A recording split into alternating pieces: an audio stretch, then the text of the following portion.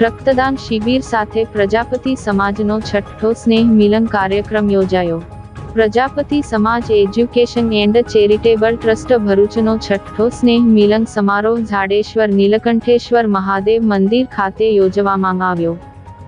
ઝાડેશ્વર નીલકંઠેશ્વર મહાદેવ મંદિર ખાતે પ્રજાપતિ સમાજ એજ્યુકેશન એન્ડ ચેરિટેબલ ટ્રસ્ટ ભરૂચનો છઠ્ઠો સ્નેહ મિલન સમારંભ યોજાયો। સમાજ સંગઠિત બને અને સમાજના લોકો એકબીજાની નજીક આવે અને પરિચય કેળવે। સમાજ સેવા થકી સમાજની ઉન્નતિ થાય, સમાજનો ઉત્કર્ષ થાય। સંપ, સહકાર, ભાતૃપ્રેમથી સૌ સંગઠિત થાય તો જ સમાજ આગળ વધી શકે તેવા હેતુથી પ્રજાપતિ સમાજ એજ્યુકેશન એન્ડ ચેરિટેબલ ટ્રસ્ટ ભરૂચનો આજે છઠ્ઠો સ્નેહ મિલન સમારંભ યોજાયો, જેમાં સમાજના અનેક ક્ષેત્રમાં આગળ પડતા વ્યક્તિઓનું સન્માન કરવામાં આવ્યું। સાથે સમાજના તેજસ્વી વિદ્યાર્થીઓને સન્માનિત કરી પ્રોત્સાહિત કરવામાં આવ્યા। સમાજના ડોક્ટર સહિત સમાજના અનેક વિવિધ ક્ષેત્રોમાં આગળ નીકળી સમાજનું નામ રોશન કરનાર વ્યક્તિઓનો સમાવેશ દ્વારા વિશિષ્ટ સન્માન કરવામાં આવ્યું હતું।